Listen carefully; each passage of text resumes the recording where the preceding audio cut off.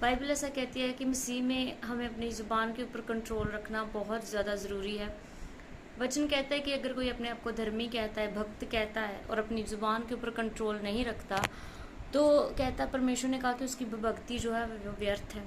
आपने देखा होगा जब अनॉइंटेड किसी मैन ऑफ गॉड से आप मिलते हैं तो वो कितना लिमिटेड बोलते हैं, कितना एक कह सकते हैं हम एक लिमिट्स उन्होंने ठहराई होती है कि इससे ज़्यादा ना तो वो किसी से है ना बात करते हैं, ना फैमिलियर होते हैं, क्योंकि उनको पता है कि हमारा जो मसा है, हमारी जो अनॉइंटिंग है वो किस तरीके से सेव रह सकती है। बिकॉज उनको मालूम है कि हमारा एक दर्शन है, हमारी एक रिस्पॉन्सिबिलिटी है, कलीसिया हमारी एक जिम्मेदारी है जिसको प्रभु ने हमें दिया है, इनको हील करना, इनको डिलीवर करना, इनको प्रोफेटिक वर्ड्स देना, इनको परमेश्वर की आवाज़ को सुनकर इन लोगों को देना।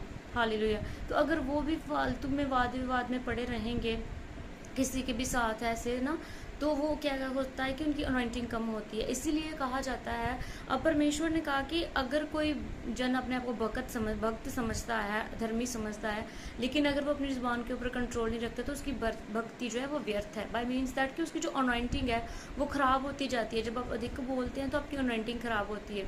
मैं आपको बताना चाहती हूँ, समटाइम ऐसे लोग आपको मिलेंगे कि जो आपको उकसाएंगे इस तरीके से कि आप अपने आप में से बाहर आ जाएं, आप गलत बोलें। आप अगर कोई अगला रूड तरीके से बात कर रहा है आपसे, तो आप भी उसको उसी टोन में आंसर करें। लेकिन ये वो चीज़ें ट्रैप आपको कब कर लेती है, जब आप वचन में नहीं होते, जब वचन नहीं यहाँ पढ़ रहे होते। आपको ये वचन जो यहाँ पर लिखे हुए हैं जब आप भूल जाते हैं, प्रभु के वचन में लिखा, यदि कोई अपने आप को भक्त समझे और अपनी जीभ पर लगाम ना दे पर अपने हृदय को धोखा दे रहा है, कहता वो, है ना। तो लिखा, हमारे परमेश्वर और पिता के निकट शुद्ध और निर्बल भक्ति यह है कि अनाथों और विधवाओं के क्लेश में उनकी शुद्धि ले और अपने आप को संसार से निष्कलंक रखें। हालेलुया। सो एक ऐसी भक्ति है जो एक इंसान खुद अपने आप को समझता है कि मैं राइचियस पर्सन हूँ, लेकिन एक वो भक्ति है जो परमेश्वर के निगाह में आप भक्त ठहरते हैं। हालेलुया। सो अपने आप को हर तरह के वाद विवाद से बचा के रखें, लोगों के साथ ज़्यादा घुले मिले ना, फैमिलियर ना होएं, ताकि आपकी अनॉइंटिंग ख़राब ना हो। सिर्फ उतने ही शब्द आपके हों, जैसे वचन ऐसा कहता है कि तुम्हारे शब्द जो हों, जो निकलें तो दूसरे की उन्नति करें। हालेलुया। उतने ही हो, ना किसी को ब्रेक करने के लिए, किसी को तोड़ने के लिए, किसी को हर्ट करने के लिए नहीं।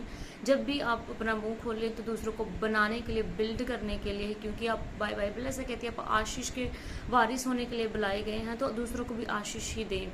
हालेलुया। सो परमेश्वर आप सबको ब्लेस करे और वचन में रहें, अपने अंदर सहनशीलता को बिल्ड करें। कुछ भी हो, आपने प्रभु के वचन से, स्पिरिट ऑफ गॉड से, फलों से बाहर नहीं आना। God bless.